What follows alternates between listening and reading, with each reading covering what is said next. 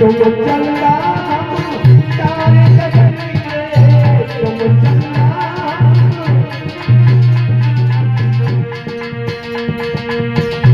आए रातों में मिल जाते नदी में जगाते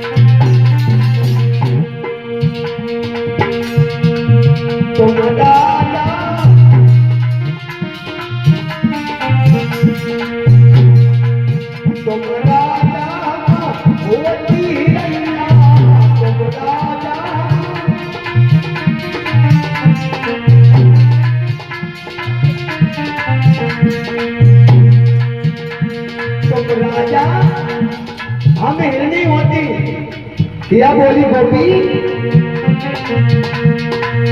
तो बोला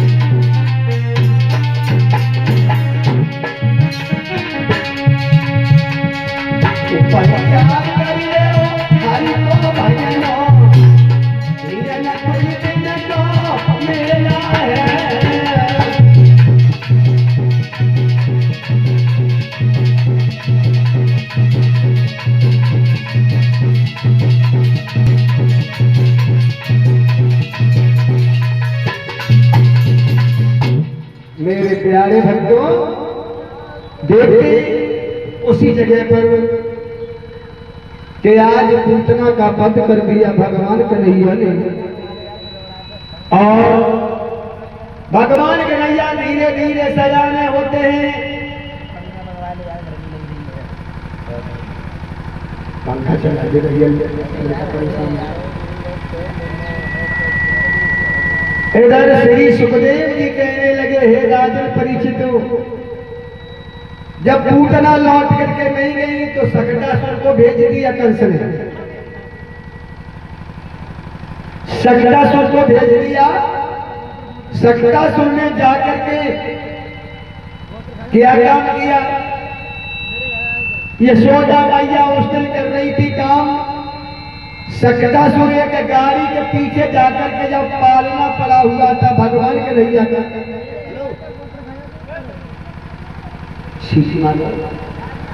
भगवान के नैया का पालना गाड़ी के नीचे पड़ा था। और इधर जो शंकर महाराज रहे जाकर के उसी गाड़ी में छप करके बैठ गया। जब गाड़ी से छुप करके बैठ गया तो भगवान के नैया समझ गए कि सक्तासुर आया है मुझे मारने लिए। और इधर यशोदा मैया ने अपने घर की सफाई की।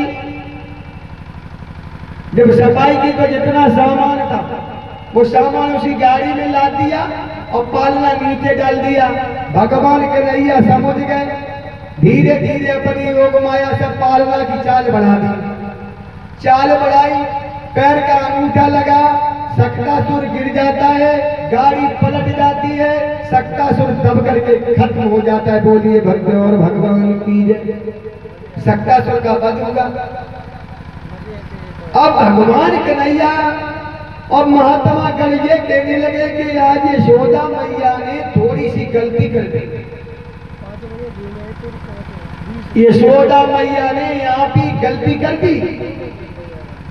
यशोदा मैया ने गाड़ी के नीचे पालना लटका दिया। ये काया रूपी एक गाड़ी है। अध्यात्म में देखें तो ये काया रूपी गाड़ी है। और इस गाड़ी पर अगर भगवान को आगे रखोगे तो हमारा तुम्हारा कल्याण होगा। यशोदा मैया ने यहाँ पर गलती कर दी। यशोदा मैया को गाड़ी के नीचे पालना नहीं डालना था। यशोदा मैया को वो करना था जो महाभारत में अर्जुन ने किया था। अर्जुन ने क्या कहा था?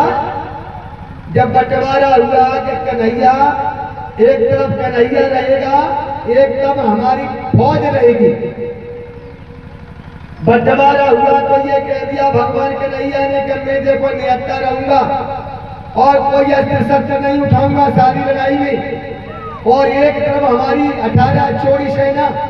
अब दुर्योधन आप चाहे 18 चोरी सेना ले लो या अर्जुन 18 चोरी सेना ले लो या मुझे ले लो, लेकिन मैं किसी से अस्त्र शस्त्र नहीं उठाकर लड़ने नहीं जाऊंगा। तो मेरे प्यारे भक्तों अर्जुन ने यह कह दिया था कि मुझे नारायणी सेना नहीं चाहिए, मुझे तो नारायण चाहिए। भगवान ने यह कह दिया था कि वो ही करना था। यशोदा मैया को यही करना था। यशोदा मैया अगर कन्हैया को अगर गाड़ी के नीचे न लटका के भगवान कन्हैया को ऊपर अगर करे हो तो आज गाड़ी नहीं पलटती। ये गाड़ी नहीं, ये काया रूपी ये गाड़ी है। अगर परमपिता परमात्मा को अपने सामने रखोगे, जैसे अर्जुन रथ को हकवा रहे थे, सामने रखे थे, तो भगवान को अगर हम और आप सामने रखोगे तो भगवान की गाड़ी कभी नहीं पलटती है।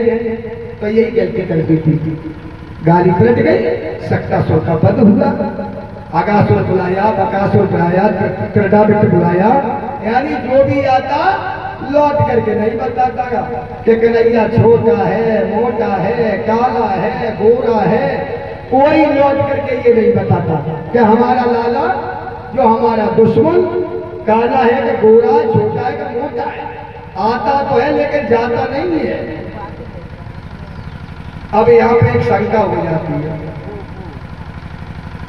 लोग बाग ये पूछते ही, एक बार हमें पूछा था, भोगिनीपुर के पास में एक गांव है, वहां में भागवत चल रही, तो वहां पे मुझे पूछ लिया कि ये बताओ कंस तो राजा है, तो कंस राजा था, फौज थी, और गोकुल के जो लोग थे बहुत दही बेचने जाया करते थे गोकुल से मथुरा में।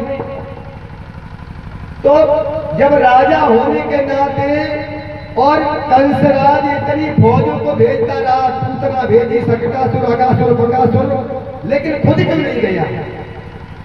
स्वयं चला गया तो फौज सजा करके बाबा नंद कितनी देर होते भाई तुम राजा, बाबा नंद दमाई कितनी फौज सजाता और जाकर के तेग तलवारों के द्वारा गोकुल का पतन कर देता, क्यों नहीं गया? तो यहां पर प्रमाण है, ये शिव पुराण के अंदर भी है और स्कंद पुराण में भी है। भगवान यहां पर शंका हुई कि कीर्ति को, एक समय की बात थी, कीर्ति जो मां थी पतिव्रता थी और सुबह यमुना में स्नान किया करती थी 4 बजे। कीर्ति मैया स्नान किया करती थी और इधर कंसराज भी स्नान किया करता था। एक दिन उसने क्या काम किया, बरसाने वाले घाट पर जाकर के इसने स्नान करने का मन बना लिया। तो जाकर के ये पहुंच गया वही कीर्ति के पास में, जहां कीर्ति स्नान कर रही थी उसी जगह पर कंस भी पहुंच गया। जब कंस पहुंचा तो कंस ने कीर्ति को देखा, कीर्ति ने कंस को देखा, लेकिन कंस के अंदर उसकी नजरों में काम की वासना जागृत हुई। जब काम जागृत हुआ तो इसने कदम आगे को बढ़ाया, जब डर तो था ही नहीं, राजा है। कंस आगे बढ़ा और कीर्ति बात को समझ गई। कीर्ति सोचने लगी कि यह काम वासना का ललायित होकर के हमारे पास आ रहा है। कीर्ति ने जैसे देखा, कीर्ति कह रही कंसराज अगर आधी यमुना से आगे कदम रख दिया तो अभी इसी समय तू स्त्री हो जाएगा। जवाब दिया कि अगर तू आगे को कदम बढ़ा दिया तो अभी स्त्री हो जाएगा। मेरे प्यारे भक्तों, लेकिन वो काम बस वो बढ़ता ही रहा। जैसे ही आगे बढ़ा तो ये स्त्री होना प्रारंभ हुआ।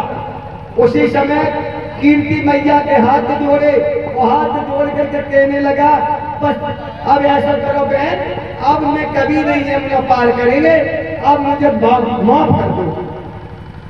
तो कीर्ति ने इसको माफ किया था, तब ये लौट करके मथुरा में राज्य किया है। इसीलिए ये कभी यमुना को पार करके नहीं गया था। ये कीर्ति का श्राप लगा था।